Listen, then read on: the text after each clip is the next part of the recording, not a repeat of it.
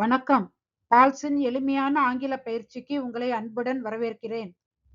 போன வீடியோல நம்ம எதை பத்தி படிச்சோம்? ஃபியூச்சர் கண்டினியூஸ் டென்ஸ் பத்தி படிச்சோம். இந்த வீடியோல நம்ம எதை பத்தி படிக்க போறோம்னா present perfect tense. Present perfect tense பத்தி நம்ம படிக்கிறதுக்கு முன்னாடி பாஸ்ட் பார்ட்டிசிபிள் அப்படின்னா என்னன்னு தெரிஞ்சுக்கணும். இந்த பாஸ்ட் பார்ட்டிசிபிள்னா என்னன்னு தெரிஞ்சாதான் நம்ம இந்த வீடியோ பிரசன்ட் பர்ஃபெக்ட் டென்ஸ், அடுத்து வர 2 video past perfect tense, future perfect tense, இதுக்கு எல்லாமே நமக்கு யூஸ்ஃபுல்லா இருக்கும். இந்த பாஸ்ட் பார்ட்டிசிபிள ஒரு ஸ்பெஷல் ஃபார்ம் ஆஃப் வெர்ப் அப்படின்னு சொல்லலாம். இதை வந்து நம்ம பர்ஃபெக்ட் டென்சஸ்க்கு யூஸ் பண்ணுவோம்.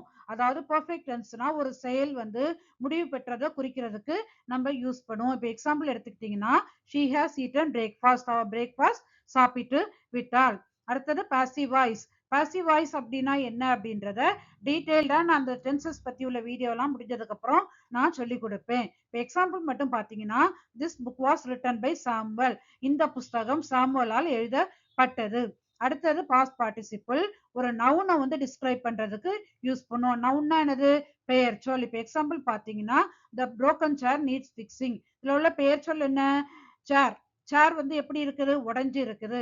அப்ப இந்த உடைந்த சேரை நம்ம நல்லாக்கணும்.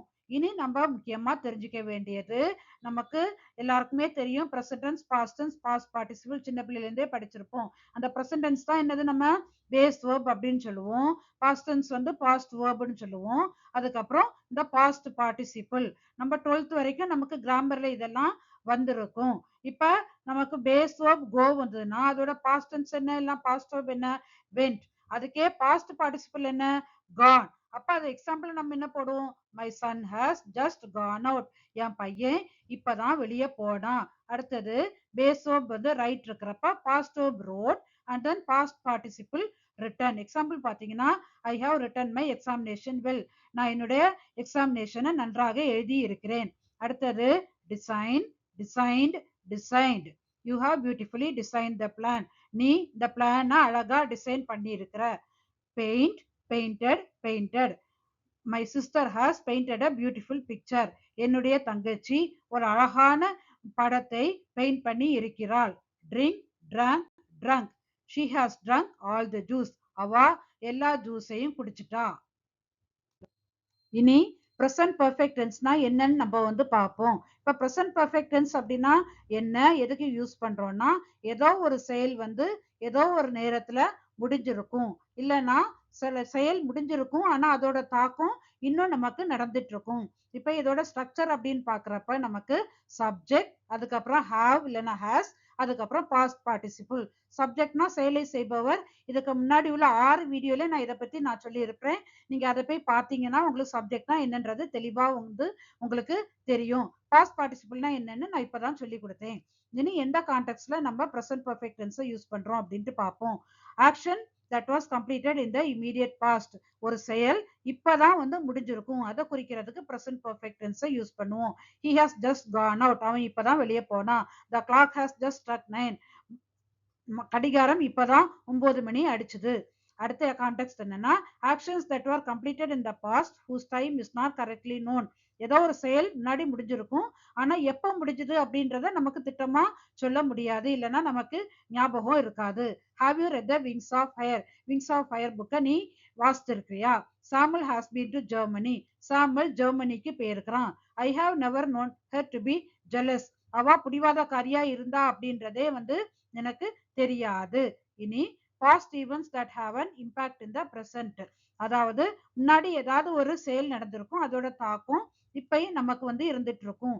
I have lost my key so I cannot drive to work today, நான் என்னோட சாவியை தொலைச்சிட்டேன் அதனால எனக்கு வேலைக்கு டிரைவ் பண்ணிட்டு போக முடியாது. they have already eaten dinner so we cannot invite them to join us, அவங்க ஏற்கனவே டின்னர் சாப்பிட்டுட்டாங்க அதனால நம்ம கூட டின்னர் சாப்பிட அவங்கள கூப்பிட முடியாது. அடுத்தது an action that began in the past and continues up to the present moment, ஏதோ ஒரு செயல் முன்னாடி ஆரம்பிச்சிருக்கும் ஆனா இன்னும் தொடர்ந்துட்டு இருக்கும். இப்ப I have known her for a long time, அவளை ரொம்ப நாளாவே எனக்கு தெரியும். he has not completed his task till now, அவன் அவனோட டாஸ்கை இன்னும் முடிக்கல. இனி நீங்க இன்னொன்னு என்ன ஞாபகம் வச்சுக்கணும்னா நான் என்ன சொன்னேன், present perfect tenseனா நம்ம என்ன யூஸ் பண்ணணும்? past participle.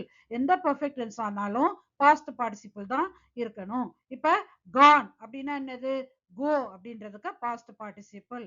ஸ்ட்ரக், ஸ்ட்ரைக்கோட பாஸ்ட் பார்ட்டிசிபிள். ரெட், அதாவது ரீடுக்கு வந்து இங்கேயும் பாஸ்ட் பார்ட்டிசிபிளும் நம்ம ரீடுன்னு தான் போடுவோம். ஆனா இதை எப்படி ப்ரொனவுன்ஸ் பண்ணணும் அப்படின்னா பாஸ்ட் பார்ட்டிசிபிள்ல ரெட் அப்படின்னு பண்ணணும். பீன், பியோட பாஸ்ட் பார்ட்டிசிபிள். நோன், நோவோட பாஸ்ட் பார்ட்டிசிபிள். லாஸ்ட், லூஸோட பாஸ்ட் பார்ட்டிசிபிள். ஈட்டன், ஈட்டோட பாஸ்ட் பார்ட்டிசிபிள். திரும்ப நோன், நோவோட பாஸ்ட் பார்ட்டிசிபிள். கம்ப்ளீட்டட், கம்ப்ளீட்டோட பாஸ்ட் பார்ட்டிசிபிள். இனி பிரசன்ட் பர்ஃபெக்ட் டென்ஸோட ஸ்ட்ரக்சர் பத்தி நம்ம படிப்போம். பாசிட்டிவ் டிக்ளரேட்டிவ் சென்டென்ஸ், நேர்மறை வாக்கியம். நம்ம இந்த ஸ்ட்ரக்சரை நம்ம படிக்கிறதுக்கு முன்னாடி நம்ம இந்த பிரசன்ட் பர்ஃபெக்ட் டென்ஸோட ஆக்சிலரி வேர்ப் இல்லைன்னா ஹெல்பிங் வேர்ப் என்ன அப்படின்னு பார்த்தோம்னா ஹேவ் இல்லைன்னா ஹேஸ். அதாவது பிரசன்ட் பர்ஃபெக்ட் டென்ஸோட ஆக்சிலரி வேர்ப் இல்லைன்னா ஹெல்பிங் வேர்ப் என்னது, ஹேவ் இல்லைன்னா ஹேஸ். சப்ஜெக்ட், அதாவது செயலை செய்பவர் ஐ, வி, யூ, தே, நான், நாங்கள், நீ அல்லது நீங்கள், அவர்கள் அல்லது அவைகள்.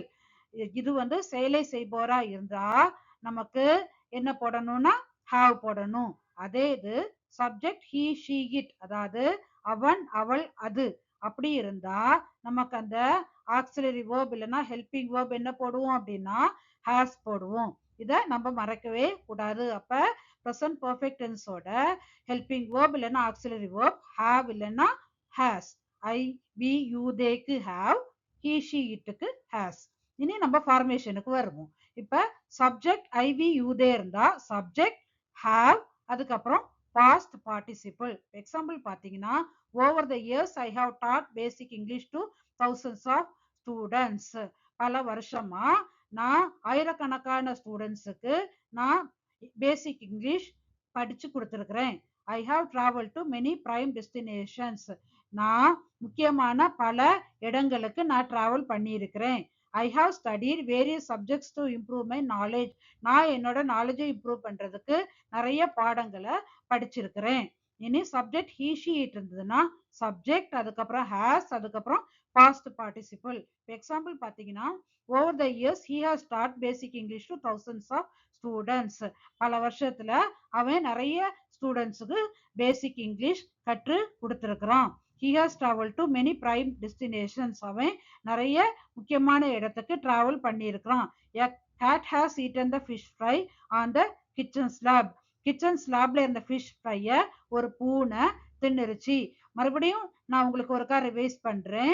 நமக்கு இப்ப பெர்ஃபெக்ட் டென்ஸ் அப்படின்னாலே என்ன இருக்கணும் அப்படின்னு சொன்னேன், பாஸ்ட் பார்ட்டிசிபிள் இருக்கணும். டீச்சோட பாஸ்ட் பார்ட்டிசிபிள் டாட், டிராவலோட பாஸ்ட் பார்ட்டிசிபிள் டிராவல்டு, ஸ்டடியோட பாஸ்ட் பார்ட்டிசிபிள் ஸ்டடீடு, ஈட்டோட பாஸ்ட் பார்ட்டிசிபிள் ஈட்டன். அடுத்தது நெகட்டிவ் டிக்ளரேட்டிவ் சென்டென்ஸ், எதிர்மறை வாக்கியம். Subject I, we, you, they இருந்தா சப்ஜெக்ட் ஹாவ், நாட், அதுக்கப்புறம் past participle. Example I have not taught English. நான் English teach பண்ணது இல்ல. I have not lived in cities. நான் சிட்டிஸ்ல வாழ்ந்தது இல்ல. I have not travel to hill stations. நான் ஹில் ஸ்டேஷன்ஸ்க்கு டிராவல் பண்ணது இல்ல. I have not studied French. நான் பிரெஞ்ச் படிச்சது இல்ல. இந்த சப்ஜெக்ட் ஹீ, ஷி, இட் இருந்ததுன்னா சப்ஜெக்ட், அதுக்கப்புறம் ஹேஸ், அதுக்கப்புறம் நாட், அதுக்கப்புறம் past participle. He has not taught English. அவன் இங்கிலீஷ் டீச் பண்ணது இல்ல. She has not lived in cities. அவ சிட்டிஸ்ல வசிச்சது இல்ல. The baby has not yet slept. குழந்தை இன்னும் தூங்கவில்லை. Our puppy has not eaten anything. எங்கள் நாய்க்குட்டி இன்னும் ஒன்றும் சாப்பிடவில்லை.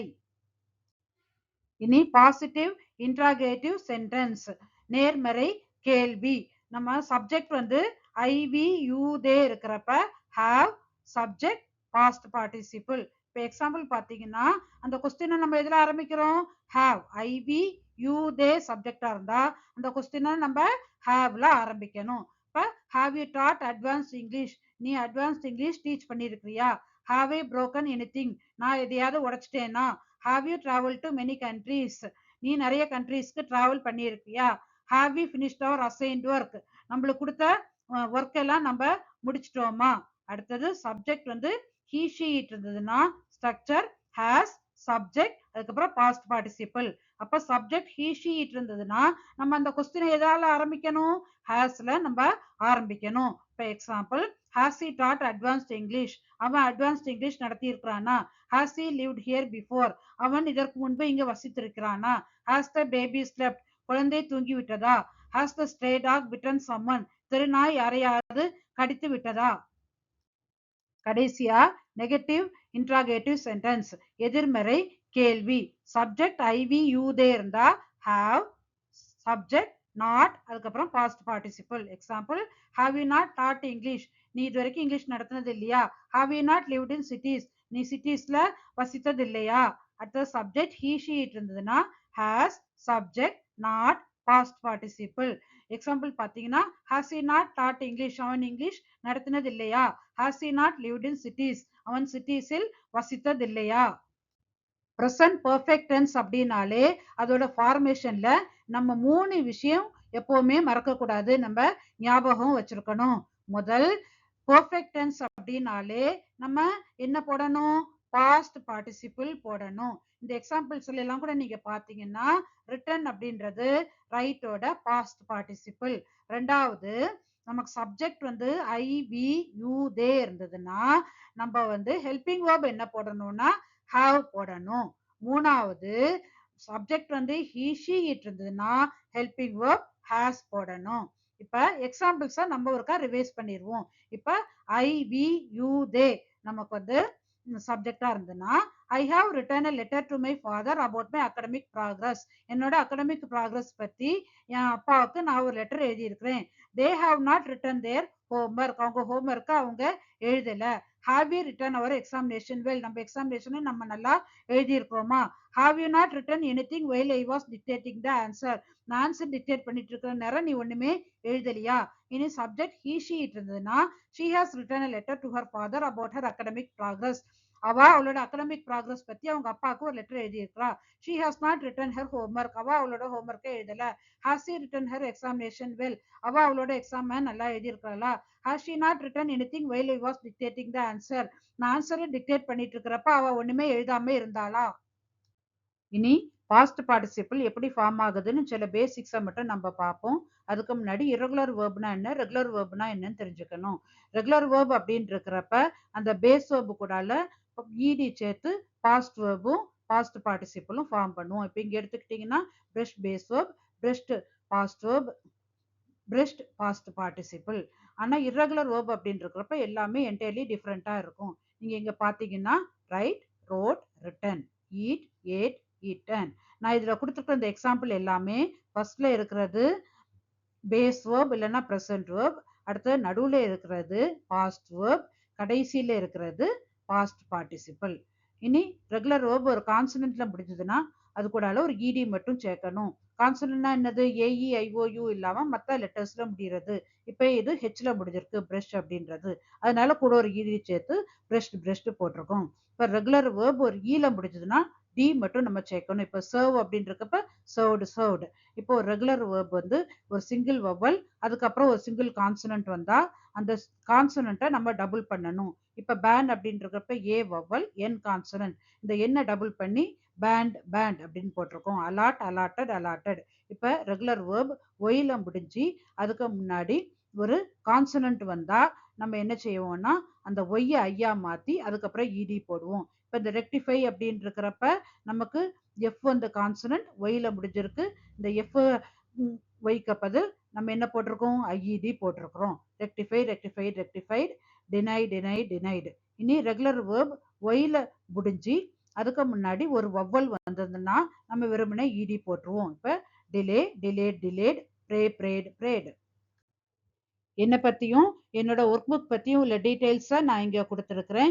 இன்னைக்குள்ள பாஸ்ட் பர்ஃபெக்டன்ஸ் பற்றி உள்ள ஸ்டடி மெட்டீரியலும் அது ரிலேட்டடாக ஒர்க் ஷீட்டும் உள்ள டிரைவ் லிங்கை நான் டிஸ்கிரிப்ஷனில் கொடுத்துருக்குறேன். இதுக்கு முன்னாடி நான் போட்டிருக்கிற வீடியோஸோட லிங்கையும் நான் டிஸ்கிரிப்ஷனில் கொடுத்துருக்குறேன். அடுத்து உள்ள வீடியோ பாஸ்ட் பர்ஃபெக்டன்ஸ் பற்றி இருக்கும். இந்த வீடியோ உங்களுக்கு பிடிச்சிருந்ததுன்னா லைக் பண்ணுங்க, ஷேர் பண்ணுங்க, சப்ஸ்கிரைப் பண்ணுங்க, கமெண்ட் பண்ணுங்க. நன்றி.